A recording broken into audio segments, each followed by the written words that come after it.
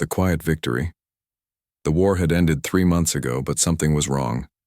Across the galaxy, in council chambers and military headquarters, alien leaders stared at their communication arrays with growing unease. Earth had gone silent. Not the temporary silence of mourning or rebuilding, but a complete, absolute silence that chilled even the most hardened veterans to their core. Commander Vexhai of the Zephyrian Republic stood before the massive holographic display in his flagship's command center. The display showed the Sol system, Earth's home, glowing like a distant jewel in the cosmic void. But where there should have been the bustling traffic of recovery ships, celebration broadcasts, or even simple identification signals, there was nothing. The silence stretched across all frequencies, all dimensions of space-time communication that civilized species used. "It makes no sense," whispered Dr. Thilla, the ship's chief xenobiologist. Her 4 arms gestured nervously as she studied the data streams. Humans won the war. They defeated the Hegemony Alliance. Their technology proved superior to anything we had ever seen. So why? She paused, her large eyes reflecting the pale light of the displays. Why does it feel like they vanished? The Galactic War had lasted 15 years.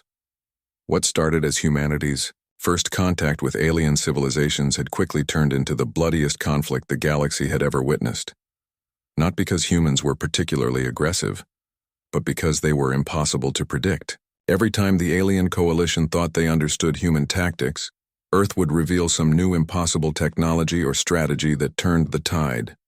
Human ships that could phase through solid matter, weapons that seemed to bend the laws of physics, soldiers who fought with a determination that bordered on supernatural, and strangest of all, their ability to adapt and evolve their technology mid-battle, as if they were learning and growing stronger with each encounter.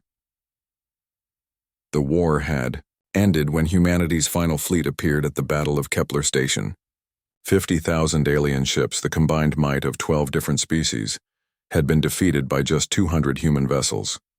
The human fleet moved like they were dancing, each ship perfectly coordinated with the others, using tactics that seemed to exist outside normal space-time. When the smoke cleared, the alien fleet was disabled, not destroyed. Humanity had won without unnecessary killing. But then came the surrender broadcast. A simple message from Earth's military command. "The war is over. We accept your surrender. Withdraw to your home systems and await further communication." That was it. No terms, no negotiations, no victory celebrations. Just a cold, professional statement that left everyone wondering what would come next. 3 months later, they were still wondering. "Sir," called out Navigator Zess from his station, "long-range sensors are picking up something unusual from the Sol system. The energy readings don't match anything in our databases." Commander Vexhai moved closer to the sensor station. The readings were indeed strange. Earth appeared to be surrounded by a faint energy field, almost like a soap bubble made of pure energy. But the field wasn't blocking anything from coming in or going out. It was just there, humming with a frequency that made the ship's instruments vibrate sympathetically. "What kind of energy signature is that?" Vexhai asked. "Unknown, sir. It's not nuclear, not plasma, not quantum. It's something entirely new." "And, sir," Zess paused, his voice dropping to a whisper, "the field is growing, slowly, but it's definitely expanding." The command crew exchanged worried glances. After humanity's display of impossible technology during the war, anything new from Earth was cause for concern. But this felt different. This felt like something that could change everything. "Prepare a reconnaissance probe," Vexhai ordered. "Full sensor package, maximum stealth configuration. I want to know what's happening on that planet." As the probe launched toward Earth, traveling through hyperspace at maximum speed, similar scenes were playing out across the galaxy. The Hegemony, Alliance members who had survived the war, were all asking the same questions. What was humanity planning? Why the silence? And most importantly, what was that strange energy field growing around their planet? The probe reached Earth's orbit 12 hours later. What it found defied explanation. Earth looked normal from space. The continents were in the right places, The oceans sparkled blue, the atmosphere was clear. Cities could be seen twinkling, on the night side of the planet. But when the probe tried to scan for life signs, it found something impossible. The cities were empty. Not destroyed, not abandoned, just empty. Streets that should have been filled with humans going about their daily lives showed no movement. Buildings stood intact. Lights were on. Vehicles sat in perfect order, but there were no people. Anywhere. It's like they just vanished, Dr. Thilla whispered as she studied the probe's data. 15 billion humans, gone without a trace. But then the probe detected something else. Deep underground, beneath every major city, massive installations hummed with power. These weren't the military bunkers or industrial complexes that intelligence reports had identified during the war. These were something new, something that generated the same mysterious energy signature surrounding the planet. "Sir," Zess called out urgently, "the probe is detecting artificial gravity wells, hundreds of them all across the planet. But they're not pulling inward like normal gravity. They're pulling somewhere else." Commander Vex High felt a chill run through his exoskeleton.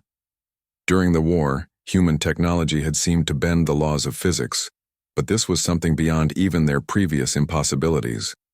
These gravity wells weren't just manipulating space-time. They were creating doorways to somewhere else entirely. As if responding to their discovery, Earth's communication arrays suddenly came alive. But instead of the expected human voices, the message that reached their ship was unlike anything they had ever heard. It wasn't transmitted through normal space. It came through dimensions that shouldn't exist, speaking directly into their minds without passing through their ears. "Greetings, friends from beyond the stars," the voice said, warm and unmistakably human, but somehow speaking from everywhere and nowhere at once. "We apologize for our silence. We have been busy." The bridge crew stood frozen as the impossible communication continued. "You wondered where we went, didn't you? The truth is, we never left. We simply expanded our definition of where here could be." Dr. Thilla was the first to find her voice. "What do you mean? Where are your people?" "We are everywhere and nowhere, existing in spaces between spaces. During the war, while you focused on our ships and weapons, we were working on something far more important. We were learning to step outside the boundaries of normal reality." Commander Vexhai managed to ask, "Why? Why hide this from us?" "Because," the voice replied with infinite patience, "we needed you to see us as we appeared to be, not as we were becoming. The war was never about territory or resources or dominance. It was about time. Time for us to complete our greatest project." The holographic display in their command center suddenly activated, showing images that made their minds struggle to process what they were seeing. Vast cities floating in spaces that existed between dimensions. Humans working alongside beings of pure energy, constructing technologies that seemed to be made of crystallized mathematics.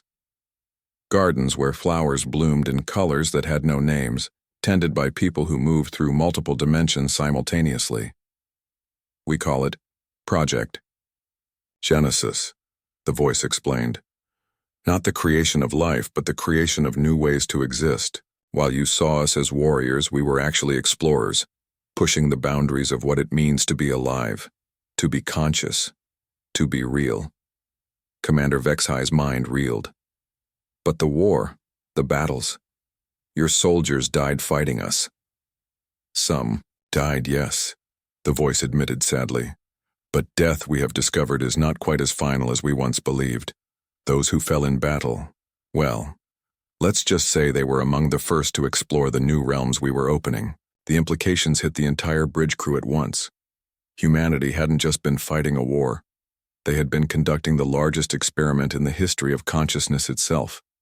Every battle, every strategy, every seemingly impossible victory had been part of a plan so vast and ambitious that it made their previous understanding of human capabilities seem primitive. "The energy field around Earth," Dr. Thilla asked. "What is it?"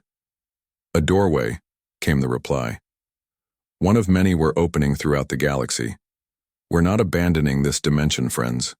We're expanding it, creating new spaces where life can grow in ways never before imagined. As if to demonstrate, the space around their ship suddenly shimmered. For just a moment, they caught a glimpse of another layer of reality existing parallel to their own. In that other space, they saw human ships unlike anything from the war, elegant vessels that seemed to be grown rather than built, moving through dimension spaces that folded and unfolded like origami made of pure thought. But why? HFY asked. Why do all this? Because, the human voice replied, we believe that consciousness itself is just the beginning of what sapient life can become. The war taught us that different species think in fundamentally different ways. Your people process information through quantum resonance. The Thylorians experience time as a spatial dimension.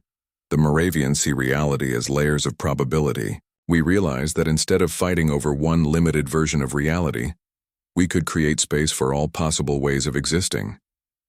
The revelation was staggering. Humanity had not conquered the galaxy.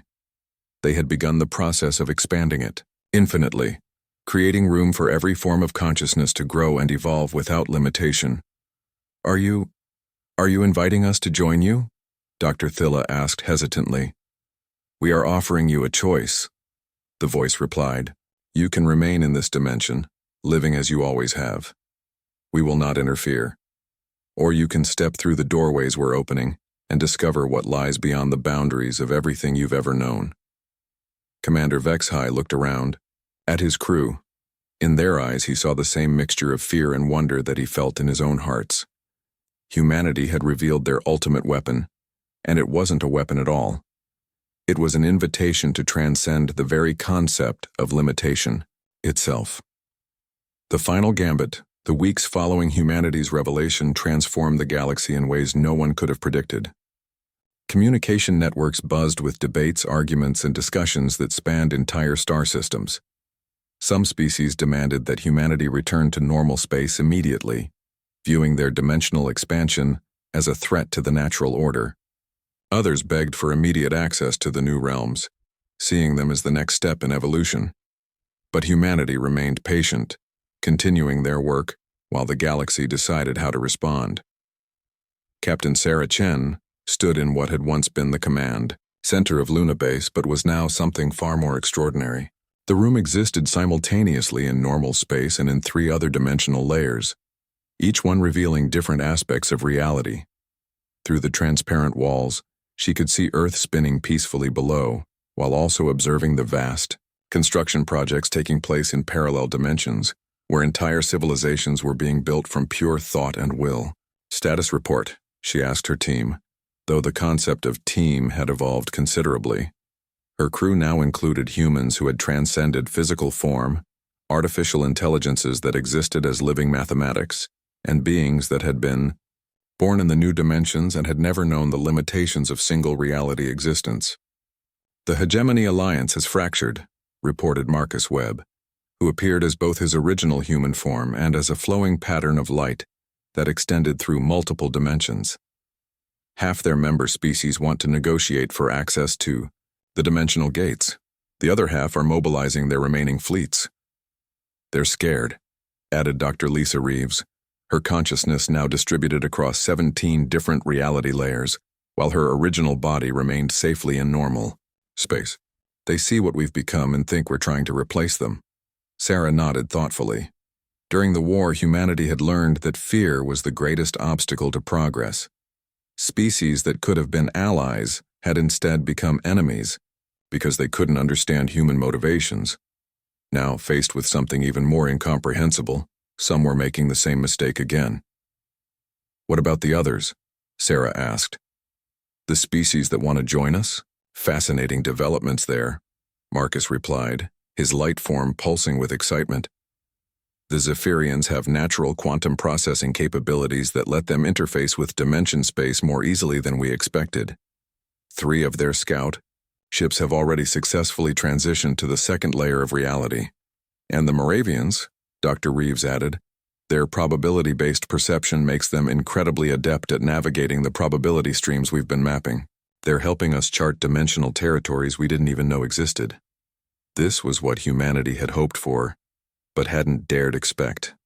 Instead of simply creating new space for themselves, they were discovering that other species brought unique capabilities to dimensional exploration. The galaxy wasn't just being expanded, it was being enriched by the diverse ways different minds could perceive and interact with expanded reality. But not everyone was pleased with these developments.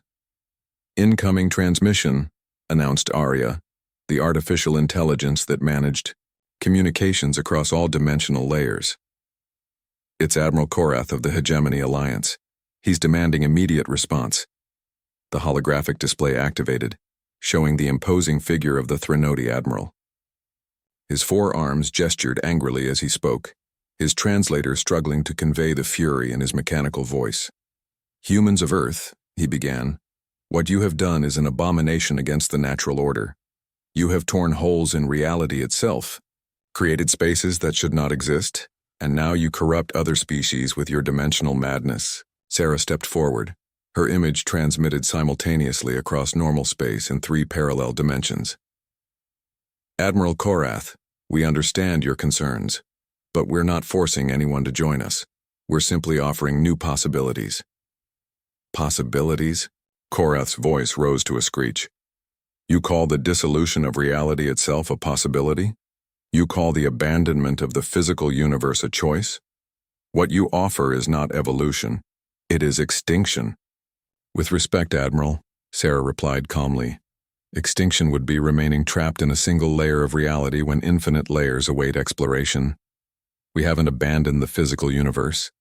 We've discovered that it's just the foundation floor of a structure with no ceiling." Behind Korath, other hegemony leaders could be seen arguing among themselves. The alliance that had once presented a united front against humanity was fracturing under the weight of what humanity had revealed. Some species were beginning to understand that humanity's offer wasn't a threat. It was the greatest opportunity in the history of consciousness. "You have 72 hours, Korath declared, to return all humans to normal space and seal whatever doorways you have opened. If you refuse, the combined fleets of the Hegemony Alliance will reduce Earth to cosmic dust." The transmission ended, leaving Sarah and her team in thoughtful silence. They had expected this ultimatum.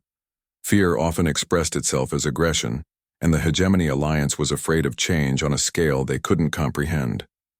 "How many ships are they bringing?" Sarah asked. "Long-range sensors detect approximately 40,000 vessels converging on the Sol system," Arya reported. "It's the largest fleet ever assembled in galactic history." Dr. Reeves laughed, but it wasn't a sound of mockery. It was the laugh of someone who had transcended the very concept of physical threat. They still think in terms of normal warfare. Ships and weapons and destruction. They don't understand that those things are irrelevant now. "Actually," Marcus said thoughtfully, "this might be exactly what we need. A demonstration of what we've become, performed for the entire galaxy to witness." Sarah considered this. Humanity had evolved beyond the need for violence, but sometimes the universe required clear communication. If the Hegemony Alliance needed to see the difference between their old reality warfare and humanity's new reality capabilities, perhaps it was time to show them. "Begin preparations," she ordered. "But remember, we're not trying to win a war, we're trying to end the concept of war itself." 72 hours later, the Hegemony fleet arrived at the edge of the Sol system. 40,000 ships representing 23 different species, armed with weapons capable of cracking planets and turning stars into supernovas. They came prepared for the ultimate battle, expecting to face humanity's most advanced military technology. Instead, they found Earth, surrounded by what appeared to be a soap bubble made of starlight. "Hegemony Alliance fleet," came a voice transmitted across all possible frequencies. "You are welcome in our space. Please state your intentions." Admiral Korath, commanding the fleet from his flagship, snarled orders to his weapons officers. "Target the planet. Prepare to fire on my command." But when the weapons systems activated, something extraordinary happened. The targeting computers couldn't lock onto Earth.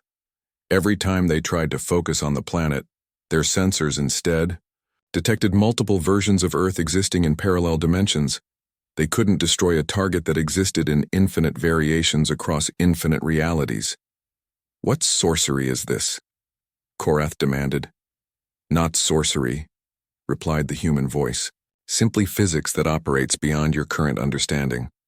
You cannot destroy what exists in multiple dimensions simultaneously, because destruction itself is limited to single reality interactions. As if to demonstrate, space around the fleet began to shimmer. Suddenly, the hegemony ships found themselves surrounded by vessels unlike anything they had ever imagined. These weren't the human warships from the previous conflict. These were structures that seemed to be carved from crystallized music, ships that existed as living geometries, craft that moved by reorganizing the mathematics of space itself. But the most shocking thing wasn't their appearance, it was their number. For every hegemony ship, there were 100 human vessels.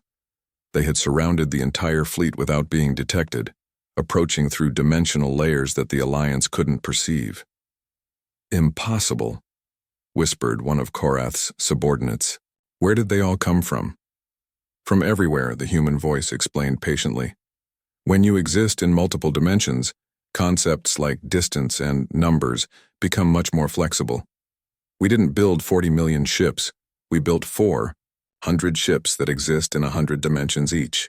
The demonstration continued as human vessels began to phase in and out of reality, appearing and disappearing at will, moving through solid matter as if it were empty space, and demonstrating capabilities that made their previous war technology look primitive by comparison.